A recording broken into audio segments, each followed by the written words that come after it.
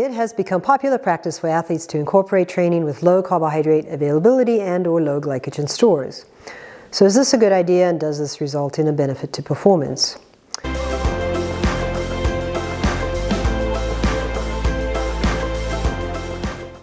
There are a number of protocols for the manipulation of carbohydrate availability that have been studied. These have included training twice on the same day, exercising in a state of fasting, or restricting carbohydrate intake during or after exercise.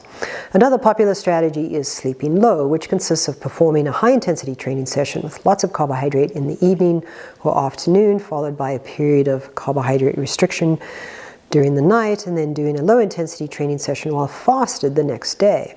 Now, to be clear, training low should not be interpreted as training zero, i.e. training with chronic carbohydrate restriction.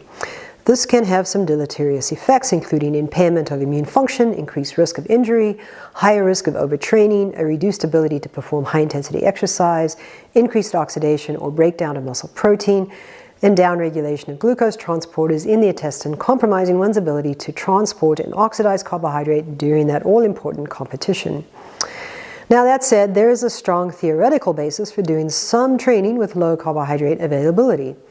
Exercising in a glycogen-depleted state is perceived as providing a greater stress to the body, resulting in elevations in catecholamines, i.e. epinephrine and norepinephrine. This affects the AMPK-PG1-alpha signaling pathways.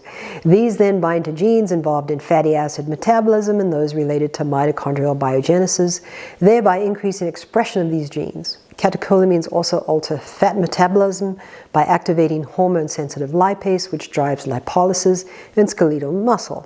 To put that more succinctly, we see increased mitochondrial biogenesis, a good adaptation to have, and an increased ability to burn fat at low to moderate intensities in response to training with low carbohydrate availability. However, some of the evidence in support of this has been confounded by the twice-a-day versus once-a-day training protocols. Transcriptional responses of many genes associated with mitochondrial biogenesis peak approximately 3 hours post-exercise and return to basal levels within 8 to 12 hours. Thus, it is possible that increases in expression of these mitochondrial genes can be attributed to doing a second workout in close proximity to the first. As to whether twice-a-day training ultimately improves performance versus once-a-day training is a question for another day or another video. But there is general agreement that training with low glycogen content also stimulates increased biogenesis and fatty acid metabolism. In other words, it does have an adaptive signal. But more germane is the question as to whether this ultimately results in improved performance. And that is the bottom line. Changes in muscle physiology or cellular markers of metabolism are not, per se, a proxy for performance. Nevertheless, these findings created a lot of excitement in sports circles, along with misunderstandings by athletes and coaches. Ill-informed athletes, for example, are consuming carbohydrate-restricted diets for prolonged periods, which were not what these studies were about. The seminal Train Low study, which instigated a lot of this interest, was this study, which neither implemented a carbohydrate-restricted diet nor exposed all exercise sessions to a low-carbohydrate environment. For this study, researchers had untrained males train one leg twice a day, where the second workout was done with low glycogen stores, and compared that to training the other leg once a day that had high glycogen stores. What they found was that while there were no difference in maximal power output, time to exhaustion was increased in the leg trained with low glycogen compared to the leg that trained with high muscle glycogen. Here again, it was somewhat confounded by the two-a-day workouts. Additionally, total carbohydrate intake was the same, but the timing of the workouts was different. Now, this was a rather novel approach to the question, but its relevance to athletic populations is questionable. The subsequent and better designed study, however, did show a performance benefit with periodized carbohydrate intakes. In this study, they used trained male triathletes in a parallel group design, where subjects were divided into two groups who undertook the same training for 3 weeks. One group implemented a sleep low strategy where they had high carbohydrate availability for high intensity workouts, followed by carbohydrate restriction and an overnight fast. Then that was followed by a prolonged submaximal workout the next morning. The control group undertook the same training sessions but with normal or high carbohydrate availability. Here again, it is important to note that the total carbohydrate intake was exactly the same for both groups, but the timing of the intake was different. Nevertheless, the main findings were interesting. First, 10K running performance was improved, submaximal cycling efficiency was enhanced, and body fat mass was slightly reduced in those who did the training with low carbohydrate availability. This was the first study to actually report an improvement in performance with this type of training in athletes. The majority of studies, however, have not shown detectable performance improvement over conventional training with higher muscle glycogen concentrations, in spite of the above-mentioned adaptations to muscle physiology.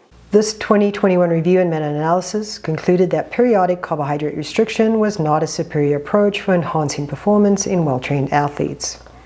It went on to say, and I quote, "The physiological stimuli prompted by undertaking an acute exercise bout with low carbohydrate availability does not translate to clear, measurable enhancements of performance in already adapted endurance-trained athletes compared to training with high carbohydrate availability," end quote. So where does this leave us? Number one, training low should not be confused with consuming a low carbohydrate diet. Training with chronic low intakes of carbohydrate is not helpful and will hurt in the long run, no pun intended, for reasons I have alluded to, such as immune perturbations, increased risk of injury, and overtraining. Number two, most athletes, myself included, will on occasion inadvertently do training sessions with low glycogen stores and or with low exogenous carbohydrate intake. If you are training a lot, and especially if you are doing more than one training session a day, as many athletes do, this will happen, intentionally or not. Number three, sessions of lower intensity, such as at the beginning of a training cycle, are most suited or perhaps least disadvantaged by low carbohydrate availability strategies. Quality or high-intensity sessions are better undertaken with high carbohydrate availability and exogenous carbohydrate intakes. And number four, as you can see, a lot more research needs to be done to A, determine if this is indeed a viable way to improve performance, and B, if so, how best to implement it. So until we know more, I will echo the advice of Dr. Morales, a performance nutritionist for the Astana Pro Cycling team, who said that to optimize mitochondrial adaptations to best create metabolic flexibility, i.e. the ability to burn both fat and carbohydrate, you need to train well, to train hard, to train a lot, and for this, you need carbohydrate. In other words, training is the stronger impulse for these mitochondrial adaptations for improved metabolic flexibility and performance improvements, not carbohydrate availability. Thanks so much for watching. Feel free to pose any questions you may have in the comment section below. In the next video, I'm going to talk about why exercise is a poor stimulus for weight loss.